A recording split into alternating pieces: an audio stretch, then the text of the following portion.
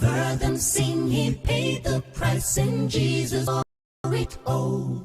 I've heard them sing, I'm coming home, and heed the master's call. I've heard them sing the modern songs and songs of long ago. But amazing grace, so sweet the sound, is the sweetest song I know. Amazing grace, so sweet the sound, oh how sweet is the sound. No sweeter song, sweeter song in this life could be found. Heard about the Savior's blood, washed as white as snow. But amazing grace, so sweet the sound, is the sweetest song I know. It was the song my mother sang in sweet and humble voice. Like music from the world above, it made my soul rejoice. Its soothing words and melodies like the rippling waters flow. But amazing grace, so sweet the sound, is the sweetest song I know. Amazing grace, so sweet the sound, oh how sweet is the sound. Sweeter song in this life could be found. Heard about the Savior's blood, washed as white as snow. But amazing grace, so sweet the sound, is the sweetest song I know. Amazing grace, so sweet the sound, oh how sweet is the sound. Sweeter song in this life could be found. Heard about the Savior's blood, washed as white as snow. But amazing grace, so sweet the sound, is the sweetest song I know. But amazing grace, so sweet the sound, is the sweetest song I know.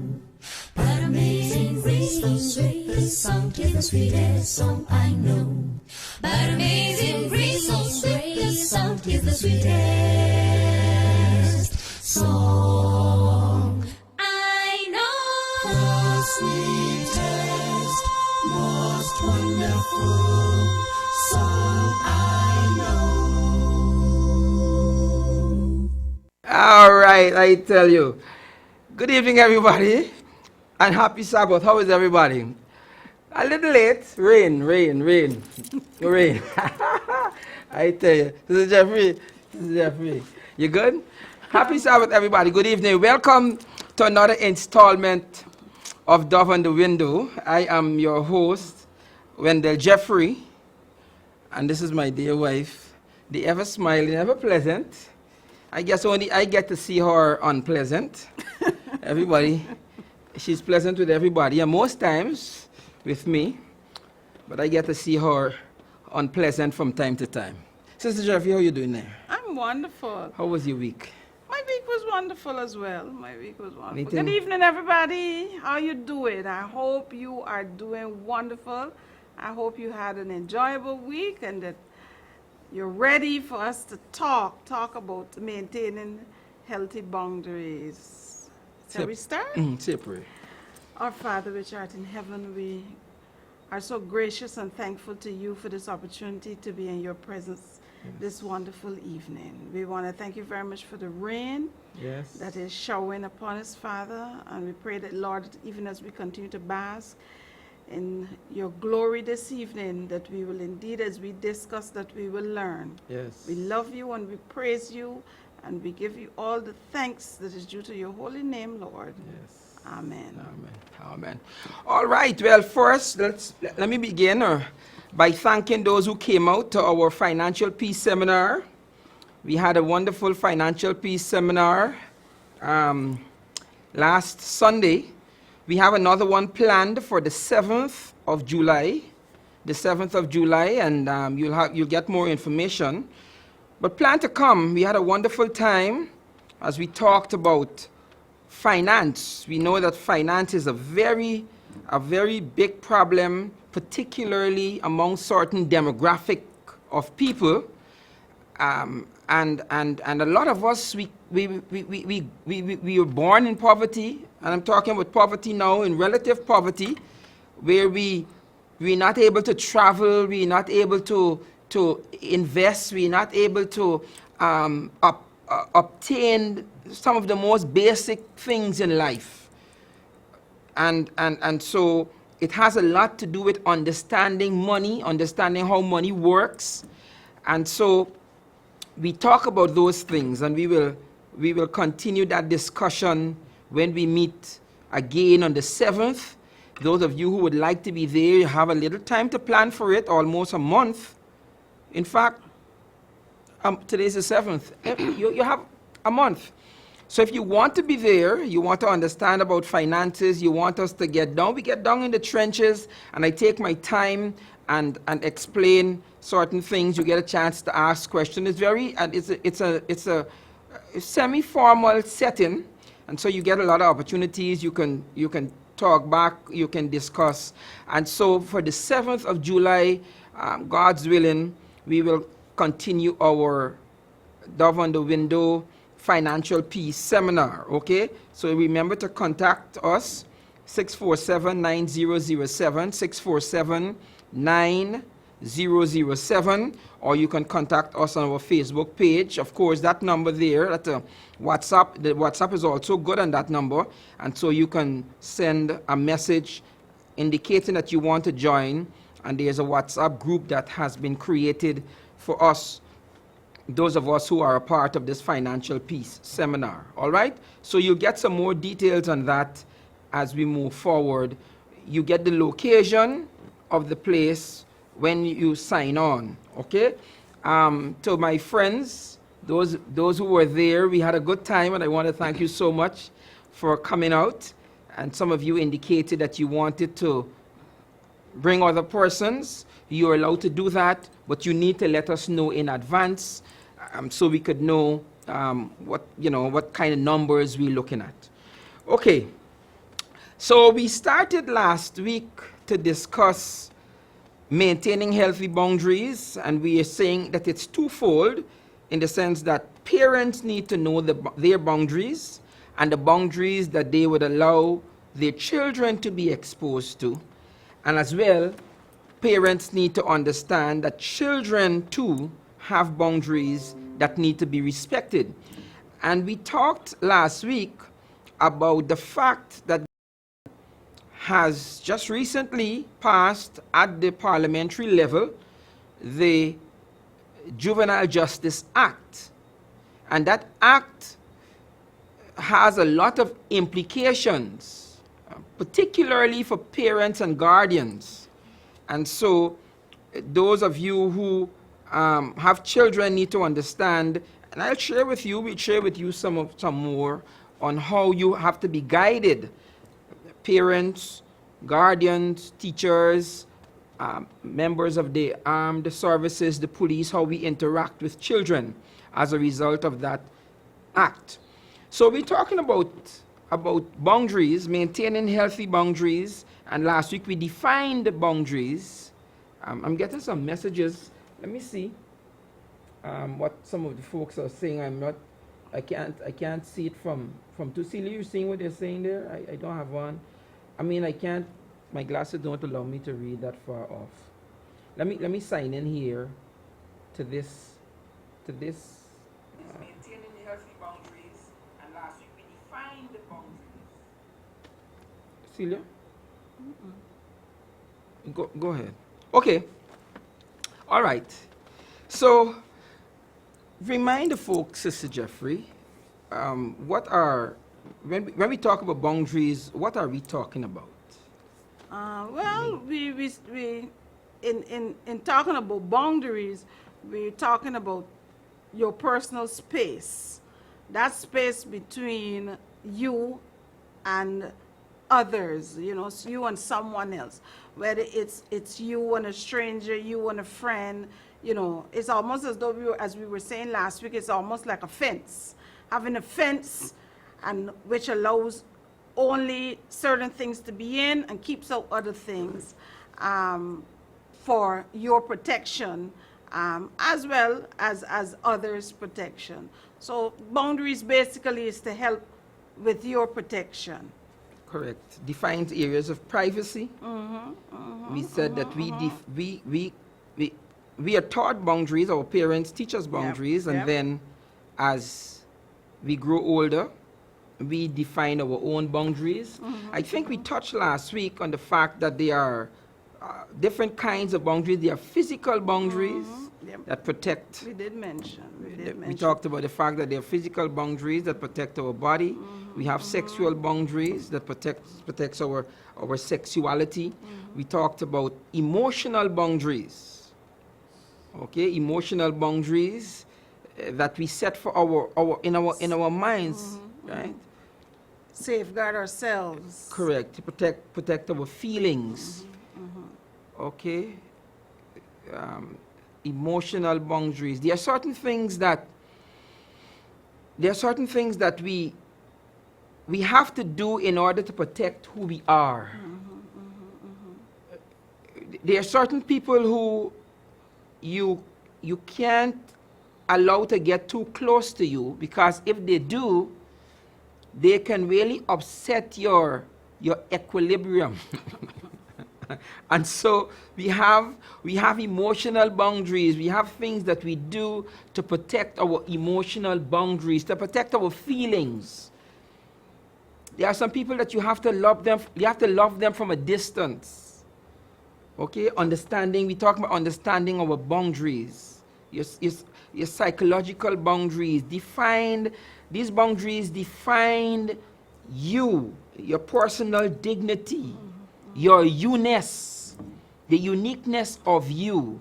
You know, there's certain things we don't do as individuals. We don't allow certain things, and these things protect us, psychological boundaries. Then you have your spiritual boundaries as a result of your religious practices, your spiritual practices, things that you understand from the spiritual realm. You know, that protects you. There are certain things you don't eat. There are certain things you don't drink. There are certain places you don't go. There are certain activities that you don't indulge in because of the spiritual boundaries that you have set for yourselves. And the intention is to share these boundaries with your children. We share these boundaries with our children.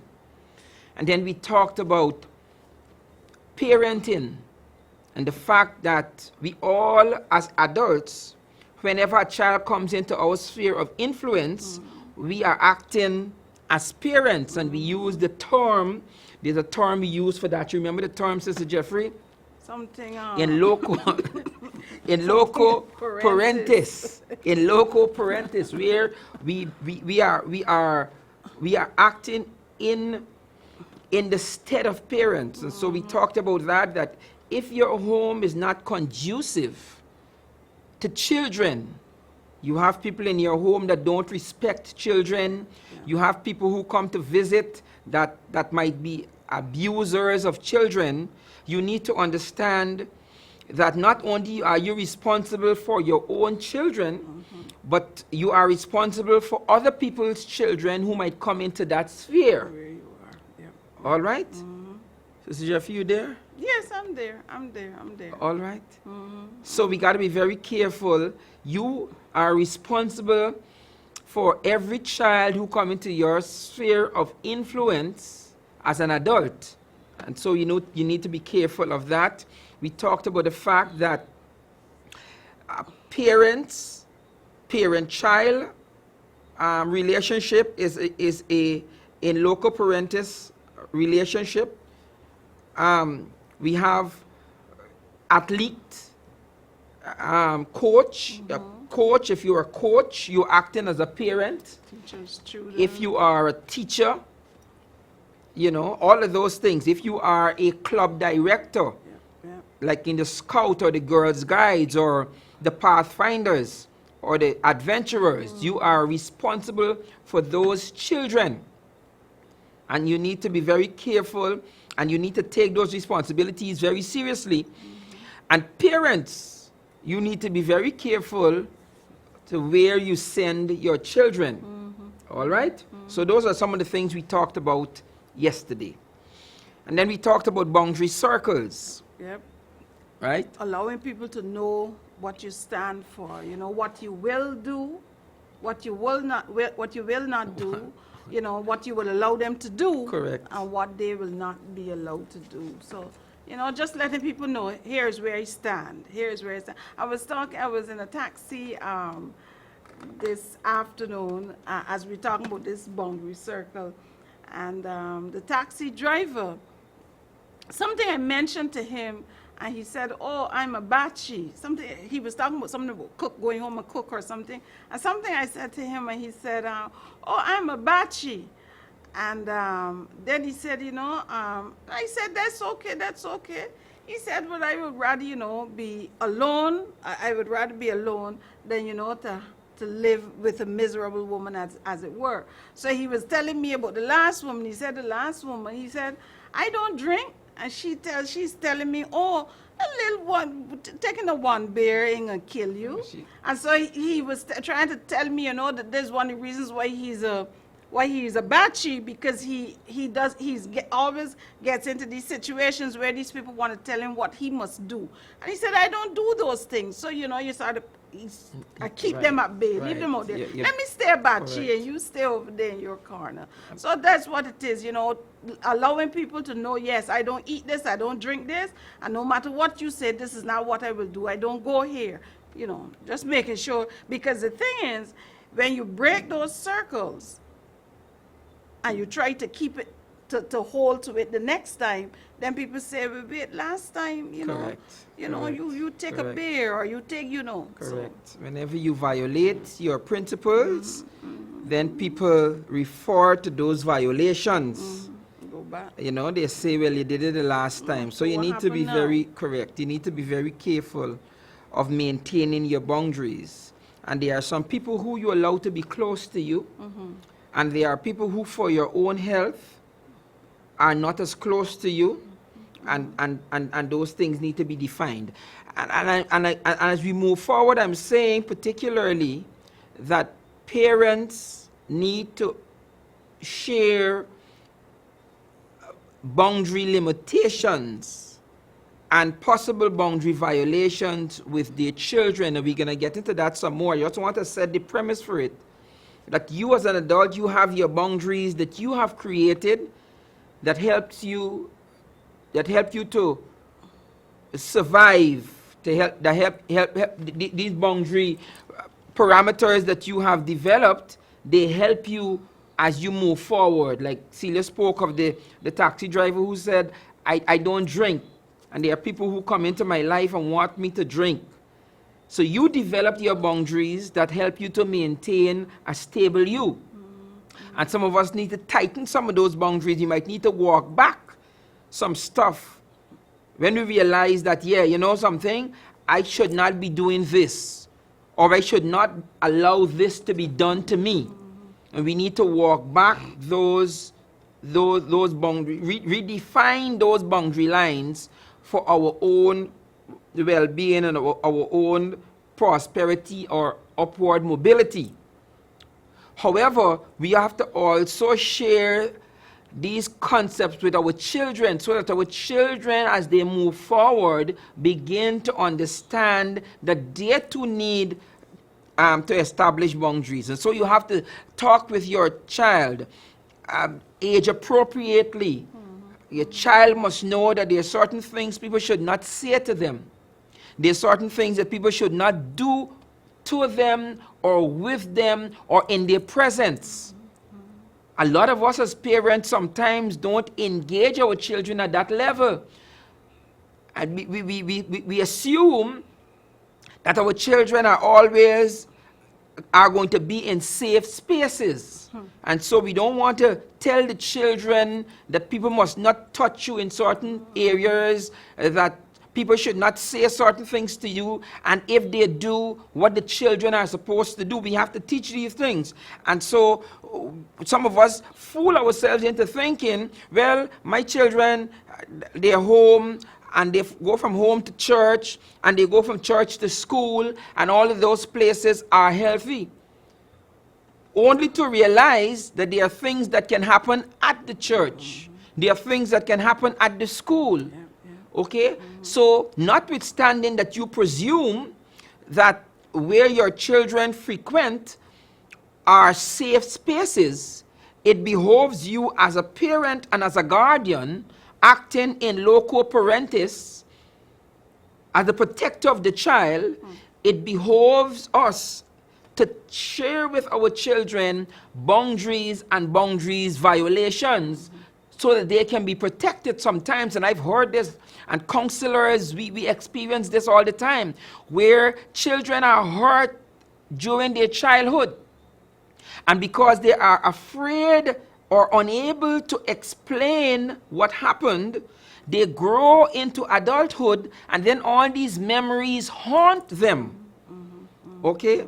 These memories of these abuses that happened to them in their adolescence and in their young adult life or in their teenage years.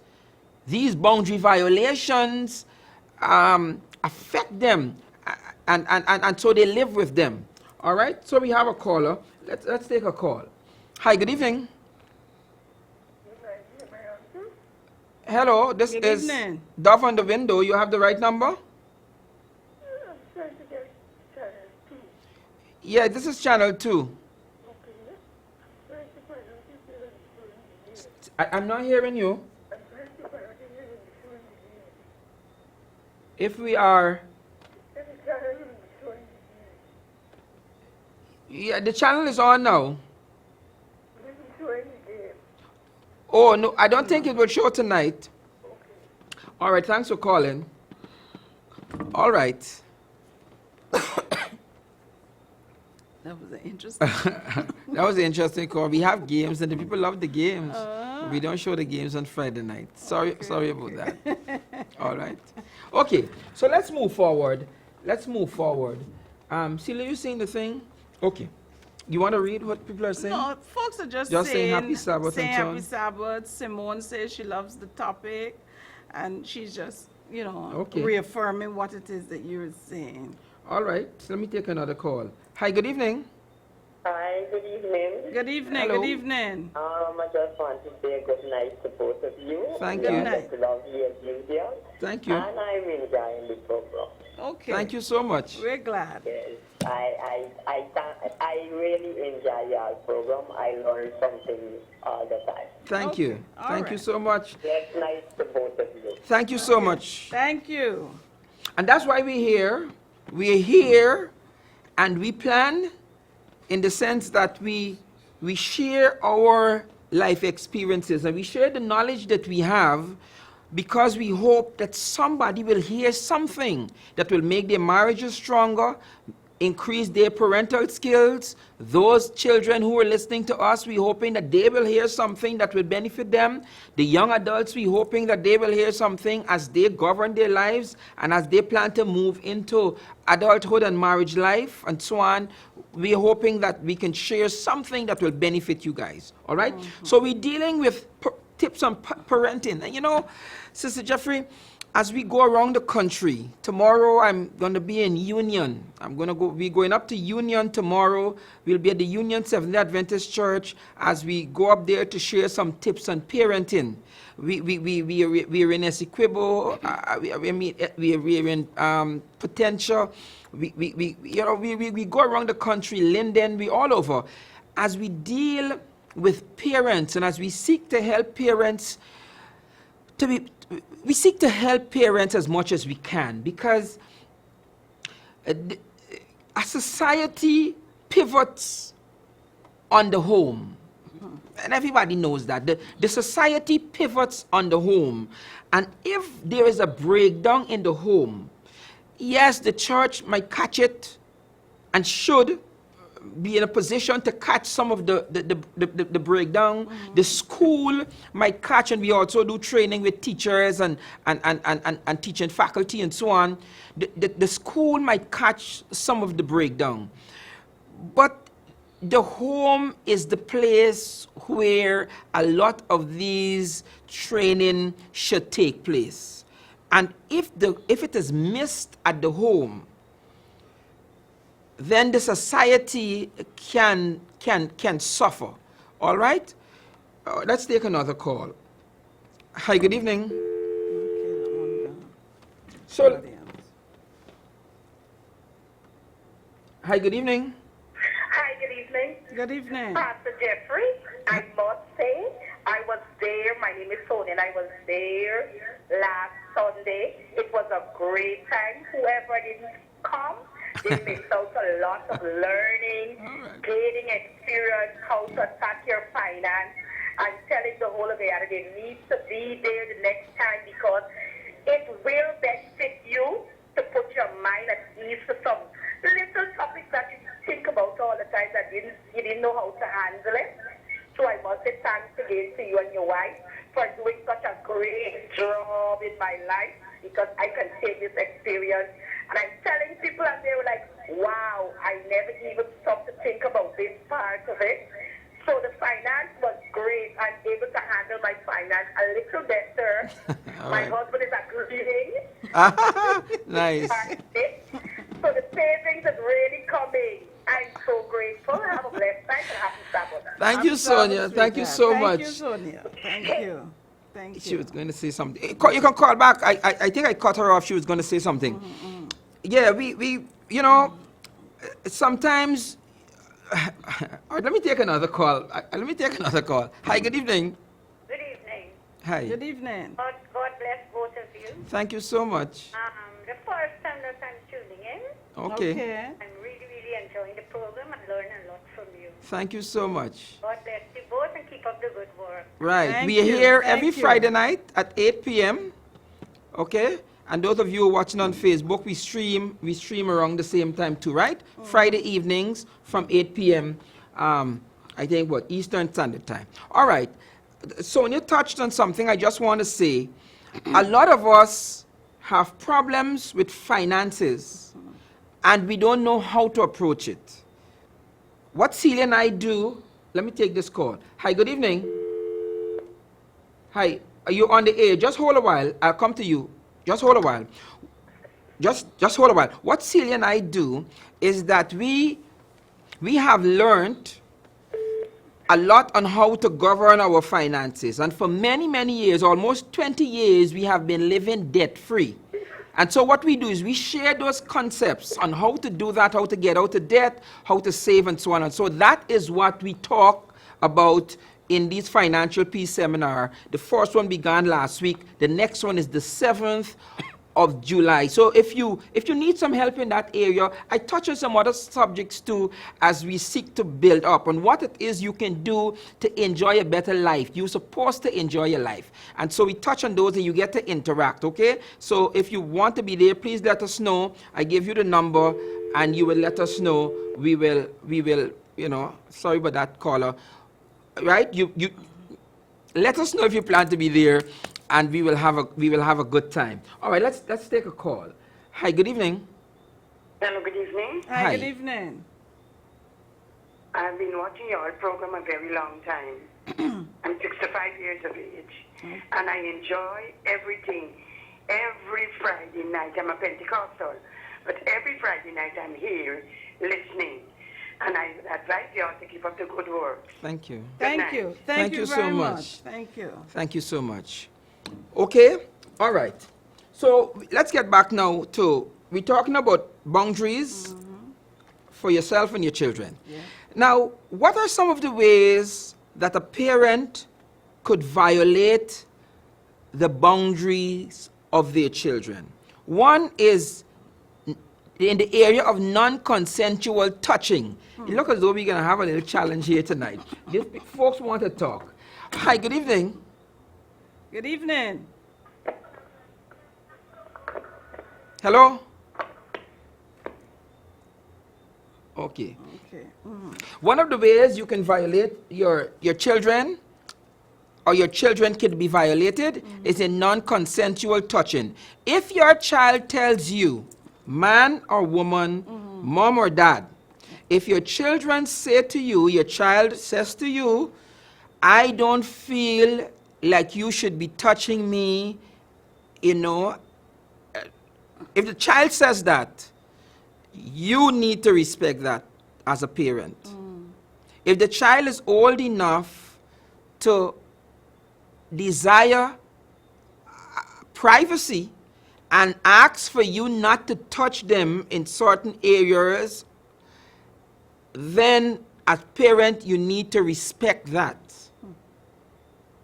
Children have boundaries, and children can express their boundary limitations, and parents, guardians, you need to respect that. And so one of the ways the children can be violated is by non-consensual touching. Sister Jeffrey, you want to talk any about that?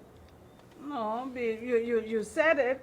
The child, we always used to say, if the child is old enough to say, I can bathe my skin. You know, children, especially when they reach around 5 years old, they don't want mommy and daddy to bathe them anymore. And if that is what happens, I mean, when my kids were small, you know, you sent them to bathe, but then you did what I call an inspection. You just made sure, you know, what needed to be cleaned, you know, the sort of way. So if the child says, you know, I want to bathe my skin, I don't want you to bathe me anymore, then we have to adhere to that, because if you force, then you can be in trouble. You can definitely be in trouble. Because you might be doing something that you think is okay, however, the child feels uncomfortable. So you can call in and tell us, you know, Celia and I, we always say that when we talk, nothing is written in stone. Nothing that we tell you is written in stone. We tell you what we have used to govern our children. Both of our girls are adults. And thank God, we govern them and shuttle them through their childhood and adolescent and youth, young adult, and we guarded them and we guided them right through into adulthood. And we did that scandal-free. We did that without any problems. And so when we talk to you, we're not talking down to you. We are sharing with you principles that we used to govern us. When we talk to you about marriage, we're not telling you anything that is written in stone. What we share with you are concepts and principles that have helped us in these 30 years of marriage. All right? So please don't be offended. I remember when I was growing up, my mom always used to say, you know, she says, what I don't know, I cannot teach. However, what I know, I can teach. And a lot of times, she didn't know a lot of stuff because she always said, you know, her mother didn't know. There were certain things as a young lady that she did not know because her mother didn't know to tell her. And she always used to say, you know, we were little stupid children.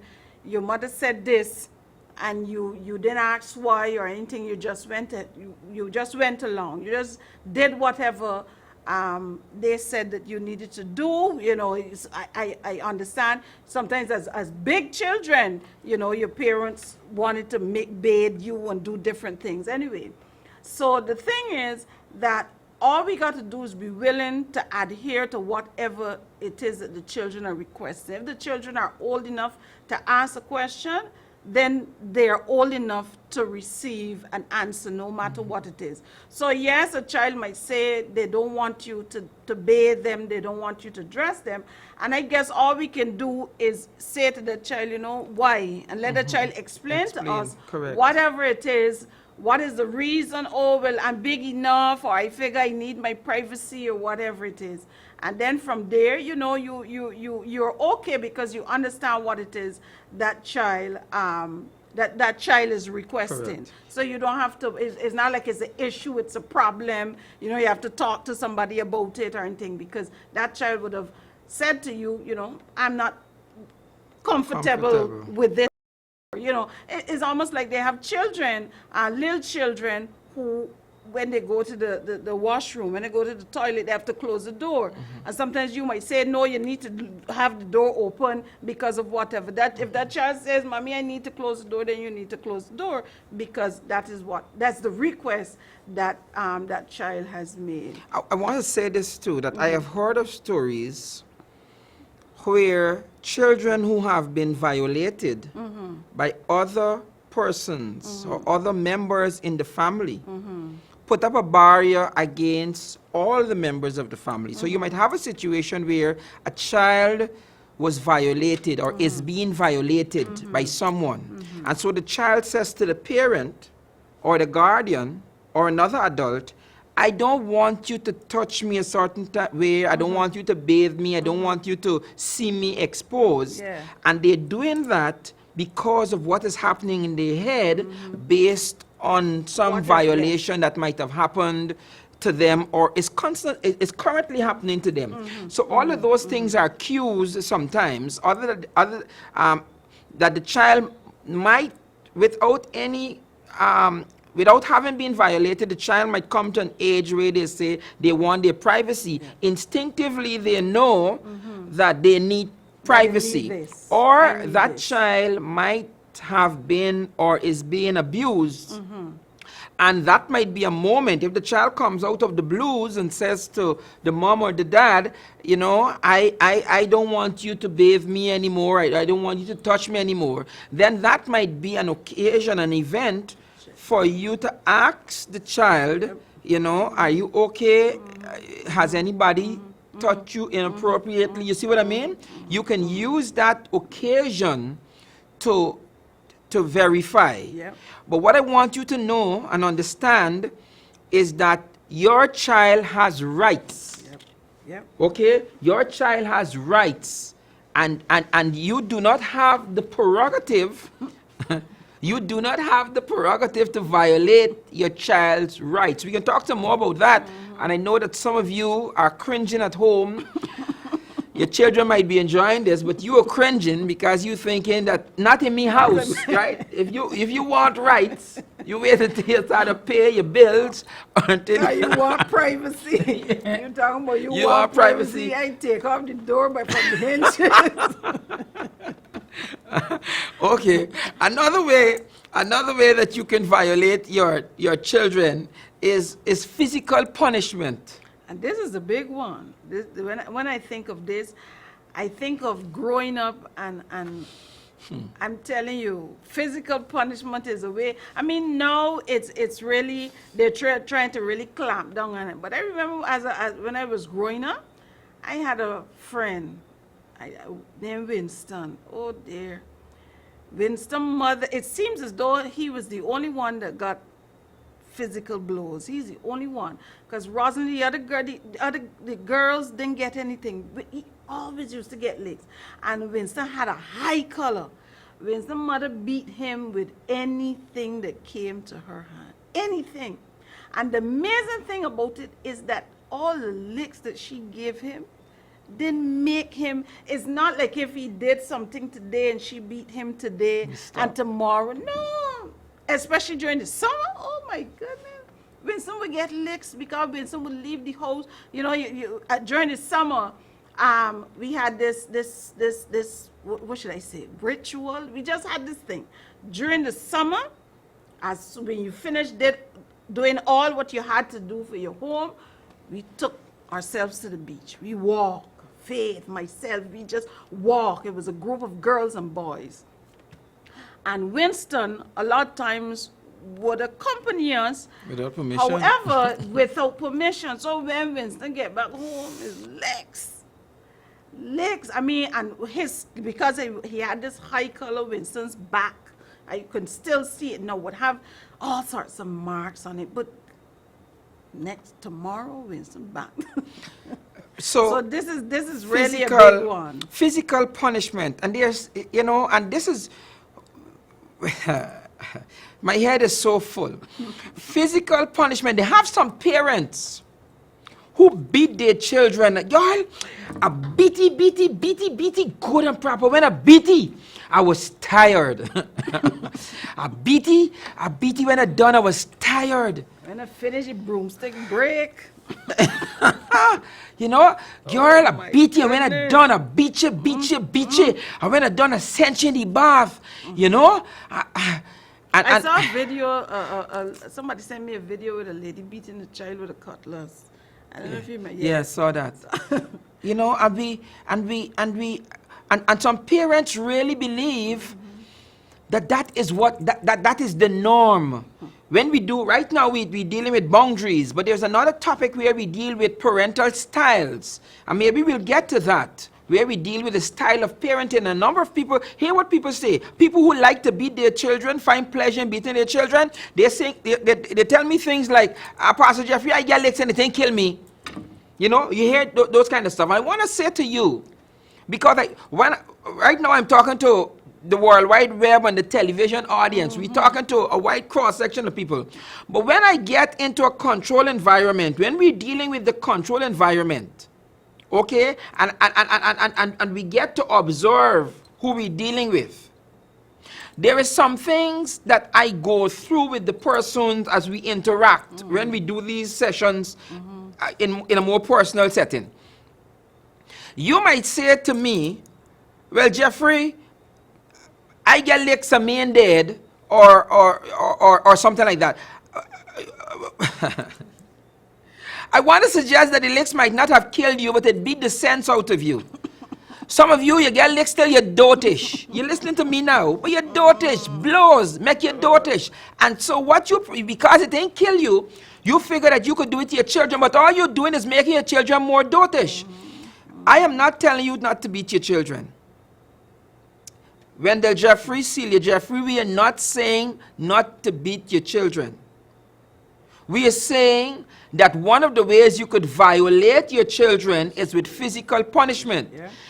If the lashes or the corporal or physical punishment is organized, it is formal, it is not done out of undue anger and vendetta. Some of us beat our children to beat us out of the children. Some of us, we beat out of frustration. Some of us, we beat our children to beat the man. So you hate the father.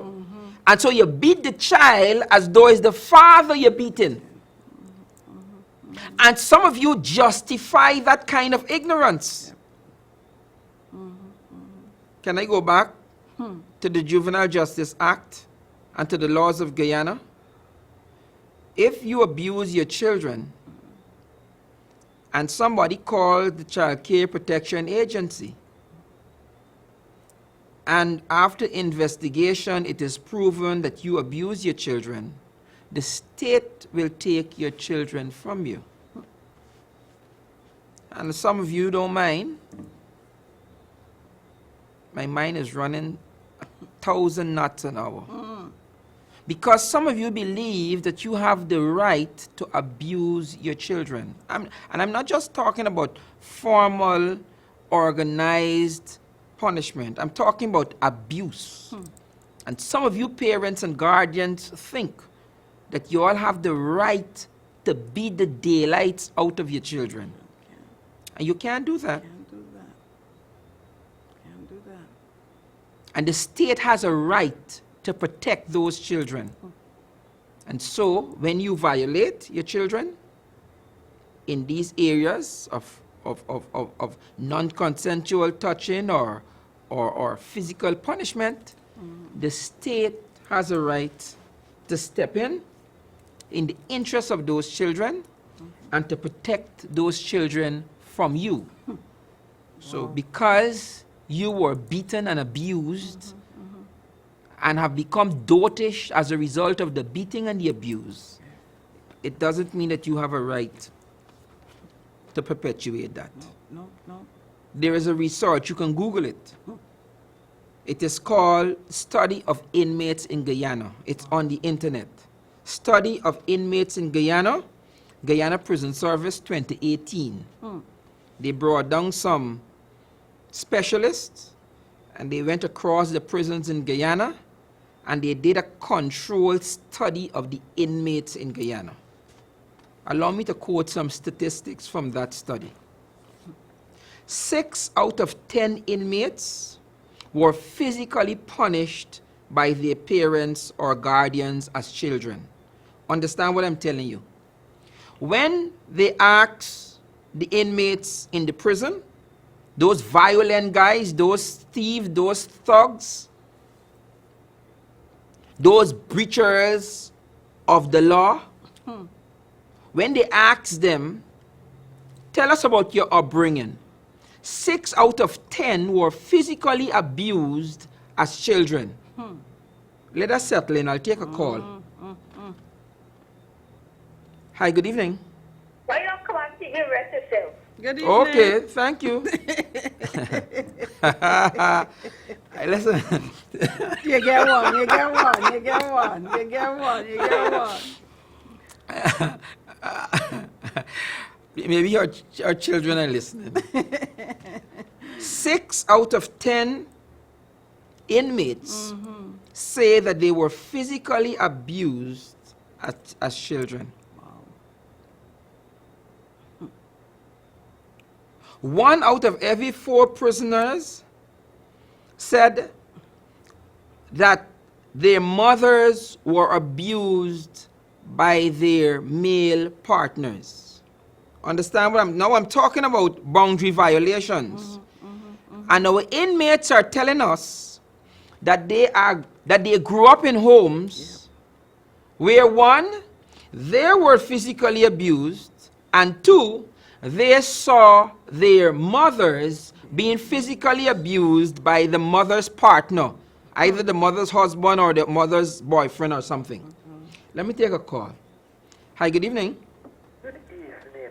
Good evening. I hear program, but when we grew up as children,